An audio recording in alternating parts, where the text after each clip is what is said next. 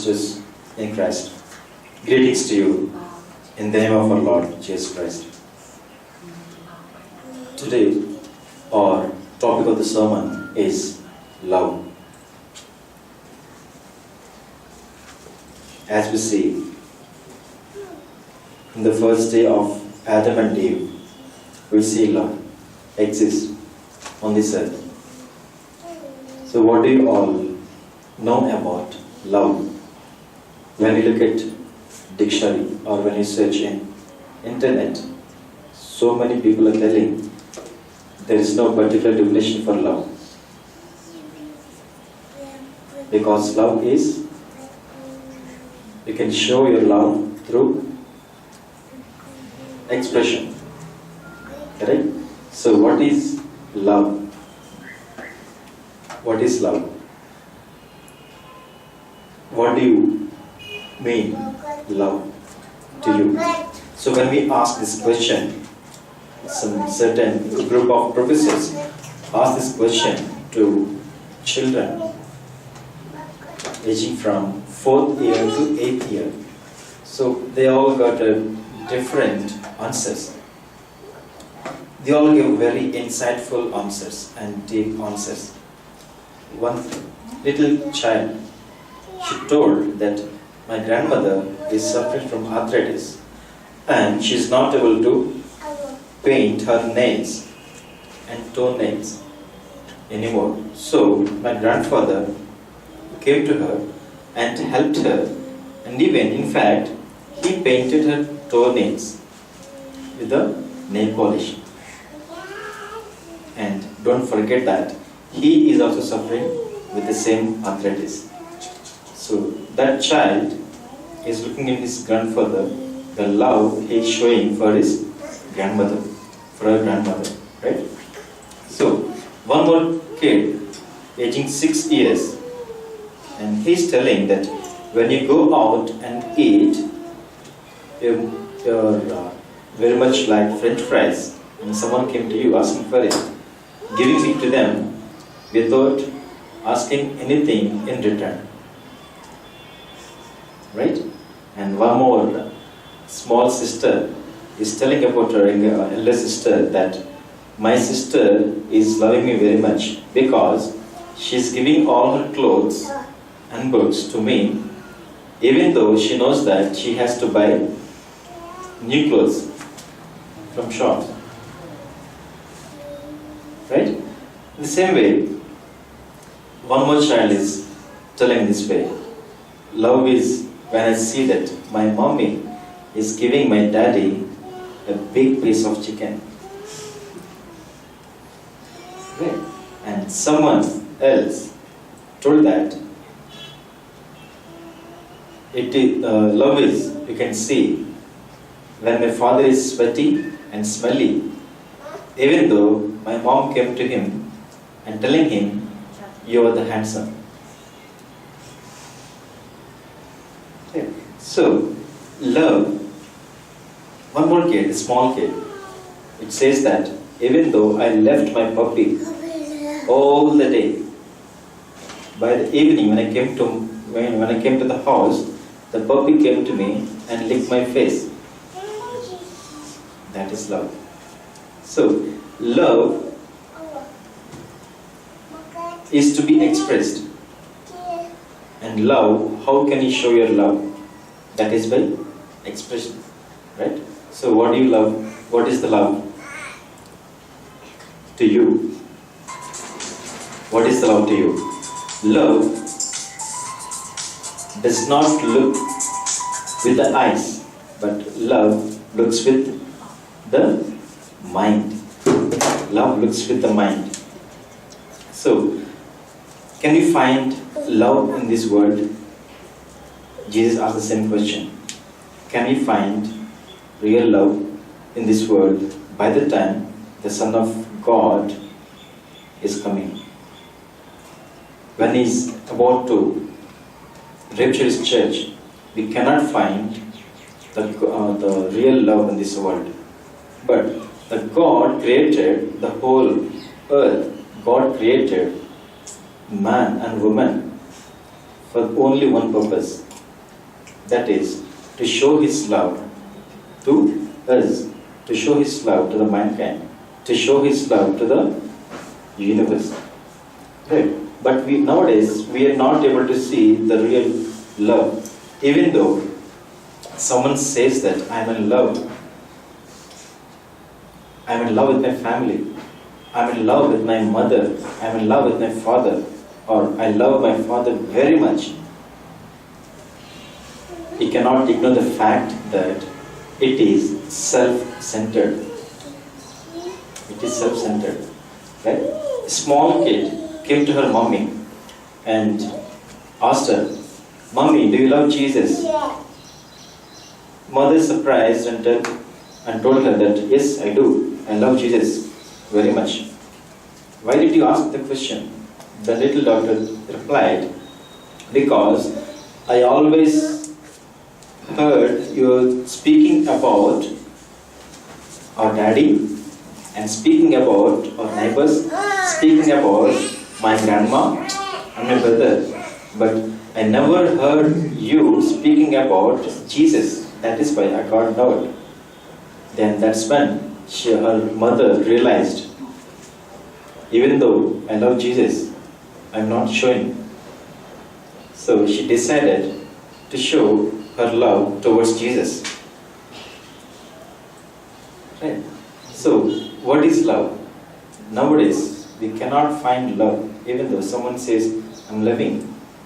Just as I told earlier, it is self-centered. That means, if it is useful to you, then you love. Otherwise, you don't even talk. Right? Someone says that, if you love me, give it to me, I want this. Correct? We are hearing like this many times. So, Jesus is giving a new command. This is a command. We have 10 commandments given to the Israelites through Moses. These 10 commandments are to be followed. If anyone is not following even a single commandment, then he will be put to death. He will be punished. Right? So that is in the Old Testament. And we are still even following the same commandments. But now Jesus is giving a new command. In the whole Bible, here only we can find the new command. What is new command? That we can see. We just read about it in the Gospel John 13 chapter verse 34. A new command I give to you, love one another. As I have loved you, so you must love one another. By this, everyone will know that you are my disciples if you love one another. So, this is a command. This is not optional. Right? It is compulsory. And we need to obey. Right? And many of us want to love God, or many of us love God who is unseen. But we do not love others who are visible through our very eyes. Is that correct? That is true. That is true. Not many realize this. Right? But the world looks at Christianity or Christians. World. The people looks at whom? Looks at what? Christians or Christianity?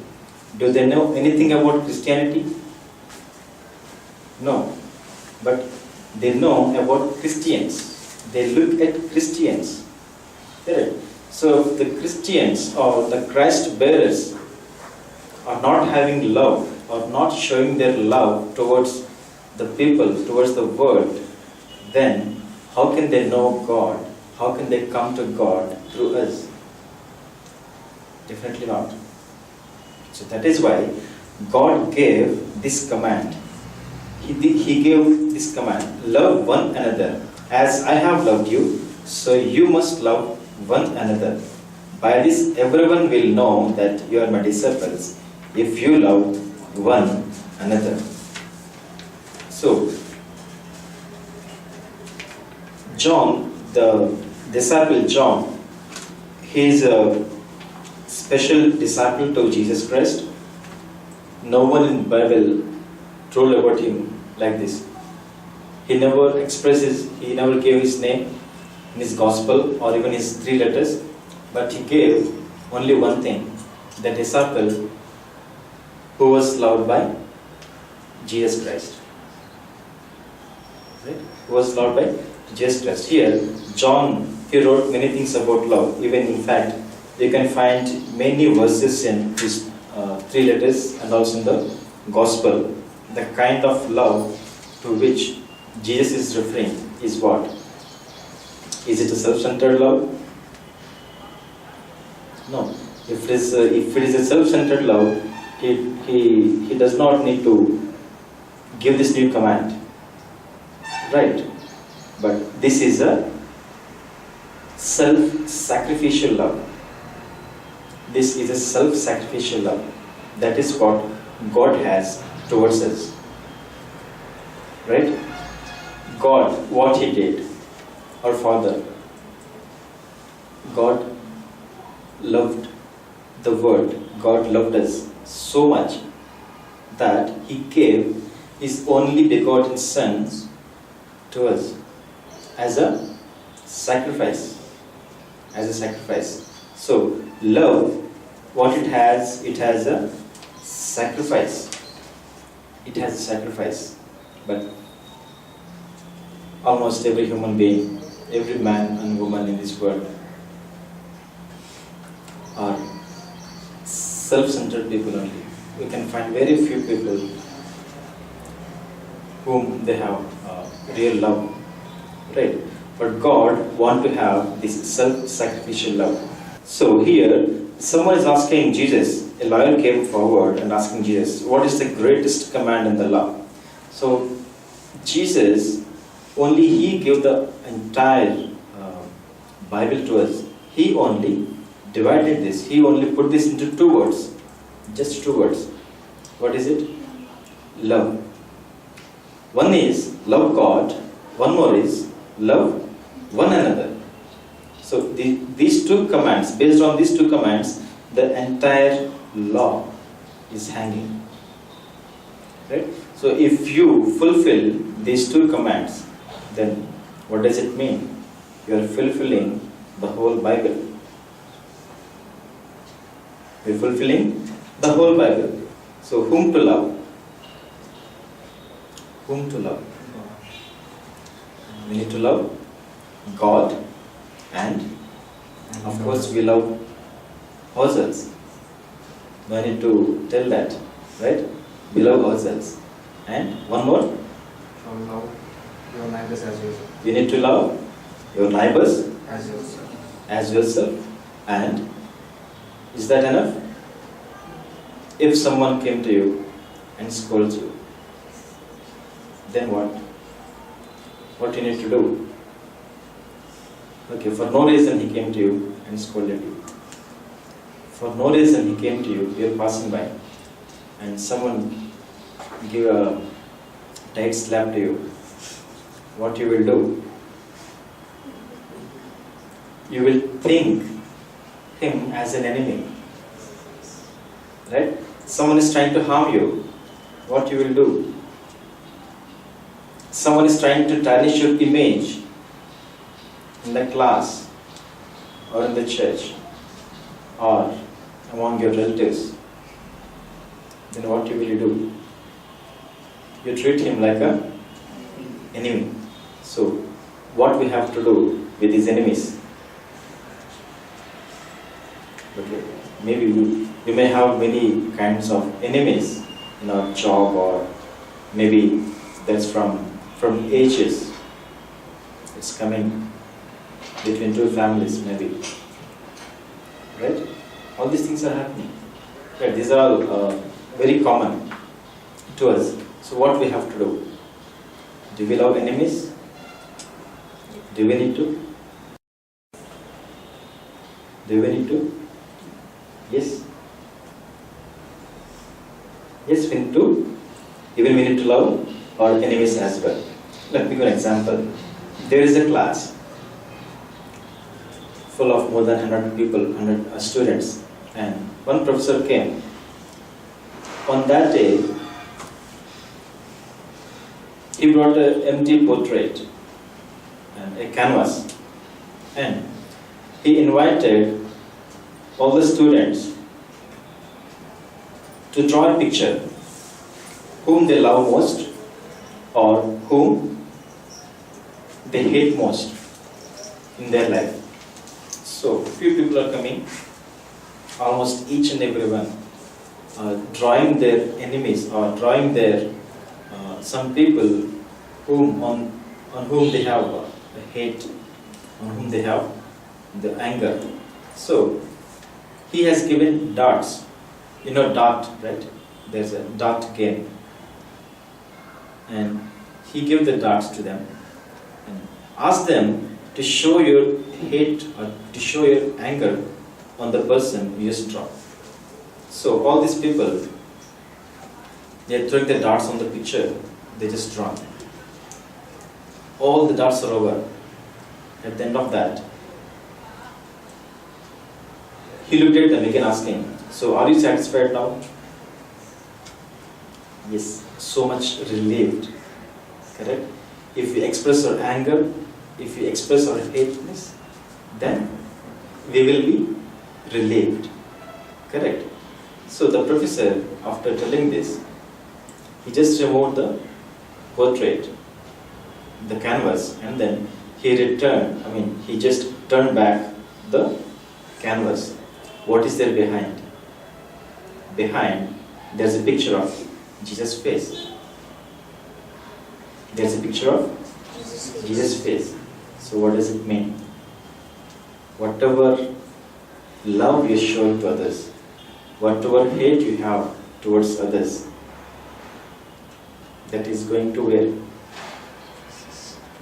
That's going to Jesus. Because we all are created in the image of God. Correct? So, Bible is telling we need to love our enemies as well. So basically, how do we love? How do we love our enemy? How do we love the unlovable? We don't love our enemies, right? That enemy is an unlovable person. So how do we love? If you want to love the enemy, then think about this. Before you are saved by Jesus through His blood, even you are an enemy to Him. Because you're not following His word, because you're not listening to Him, because you're not loving Him, because you're doing your own sin. Correct? So how you were before you're saved? You were an enemy. And Jesus, when did He love you? When did Jesus love you? When you came to Jesus? Or even when you were a sinner? Even when you are sinners, Jesus loved us. Correct? That's when He showed His love. That's when He gave His life for us. Correct? So think about this. Then, do we need to love our enemies? If we have this kind of God's love in us, then the whole world will be filled with His love. And no one will go to Satan's kingdom. Everyone will be children of God itself. So the love, if you want to love others, first you must know that what is love. And first you must receive the love. Correct? So love is not we cannot buy love through money. Am I correct? We cannot earn the love from someone. So what is love? we have to receive it freely. We have to receive it freely. It is unconditional. If it is conditional, that is not a love. That's not a pure love. Love is unconditional. So that is how God is loving us. He is loving us unconditionally. He is loving us unconditionally. So there is nothing wrong in loving. Do you find any wrong in Jesus loving you? No. Right? In that case, there is no wrong loving your enemy also. You loving your enemy also. Correct? So John, the disciple John, is telling that if God so loves us, then we have to love one another. We have to love one another. So how to love? How to love? There are a couple of things. Just as Jesus loved others, that is unconditional. Correct? And love as yourself, and also love through showing actions. Love through actions. So how do we show love to others?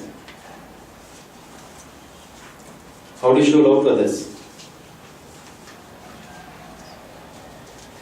You tell me an example. Helping them when they are in need, and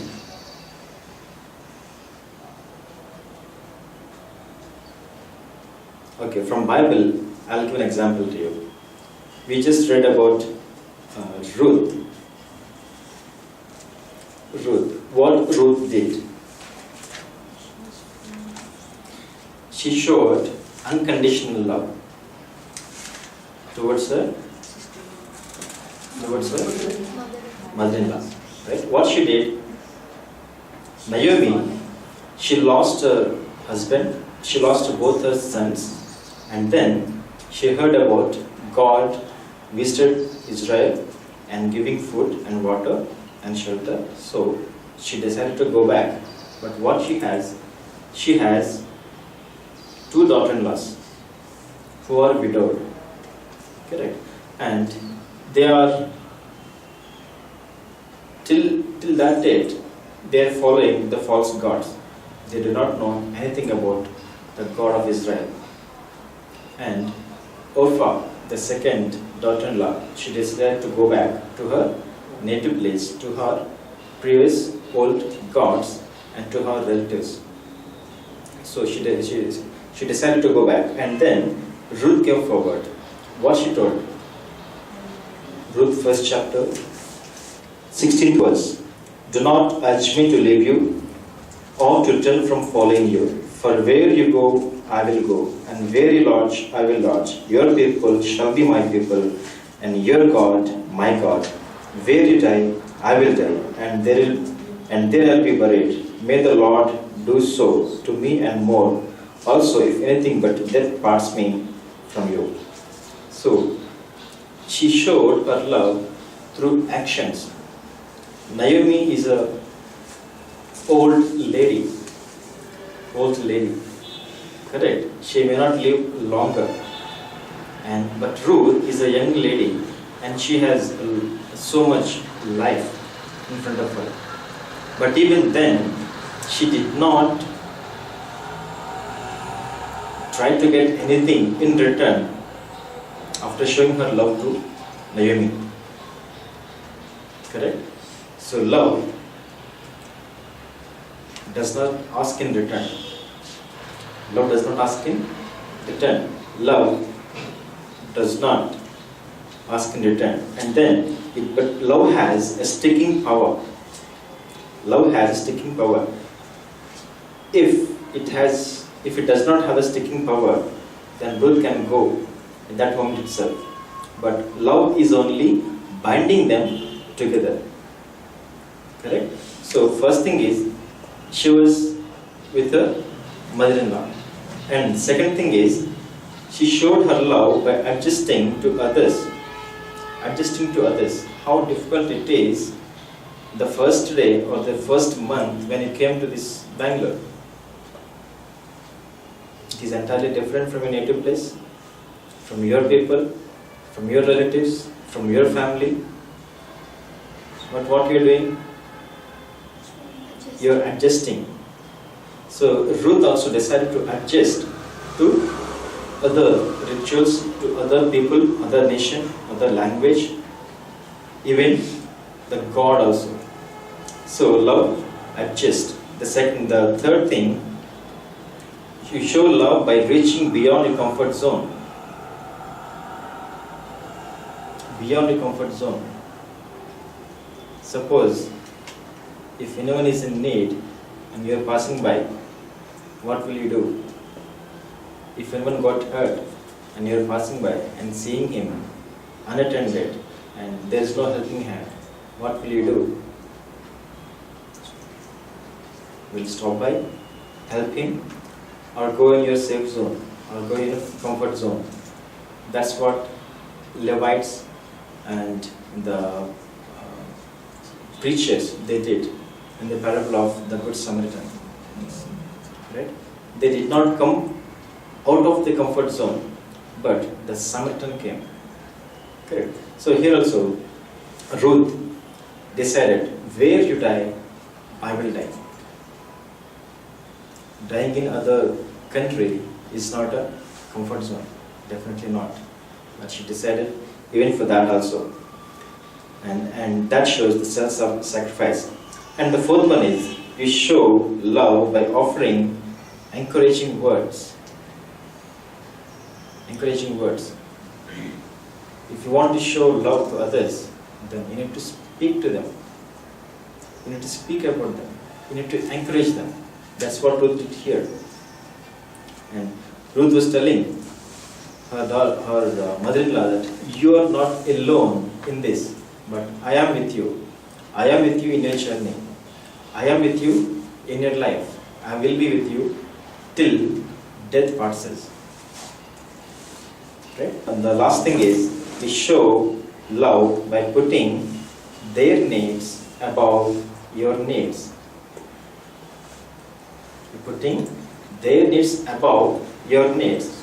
So, Ruth did the same thing. When they went back to Israel, she decided to feed her mother-in-law, and then she went to do some work in a small fields.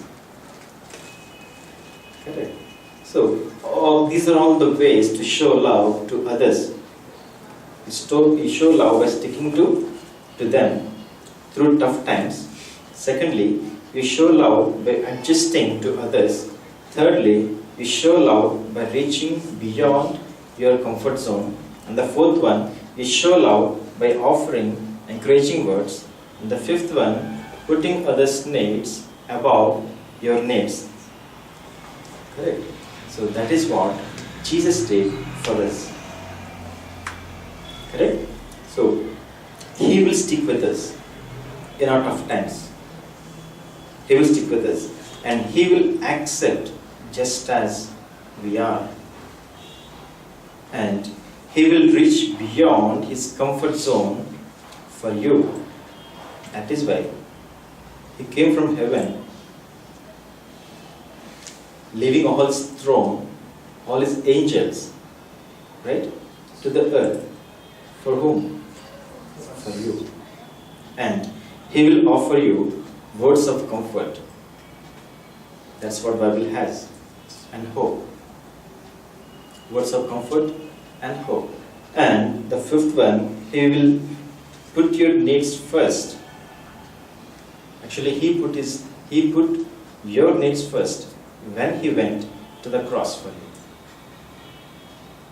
If He is not putting your needs first, then He may not need to go to the cross at all. Correct. So that's how Jesus showed His love towards us. And that is how even Ruth has showed her love towards her mother-in-law. And even that is how we need to show our love to others. So, what is the greatness of love?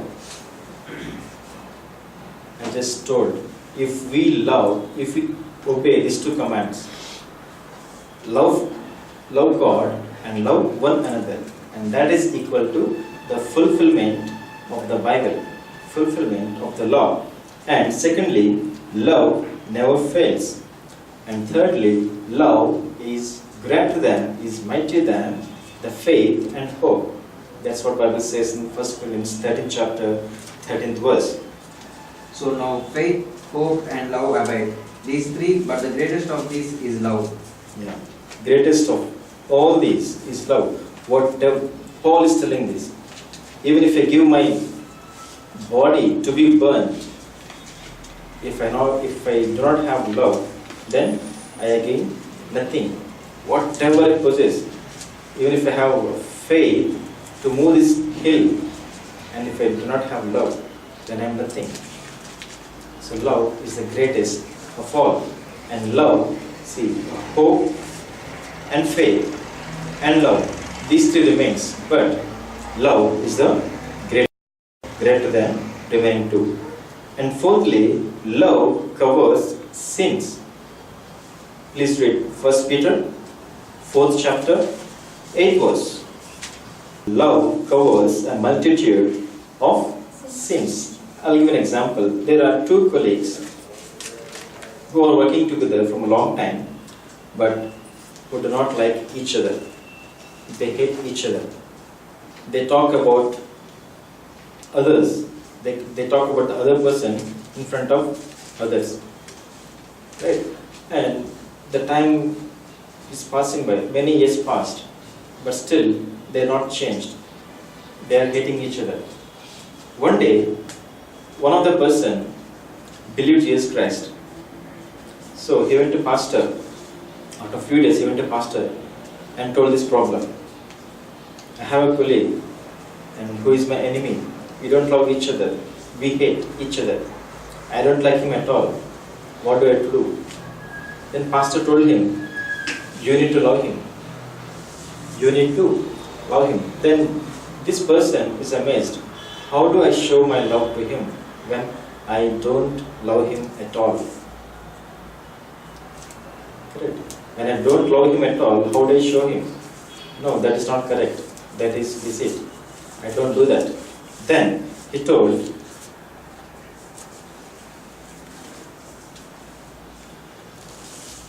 that's what Jesus did, and that's what Jesus commanded in the Bible. If you love God, you need to love others.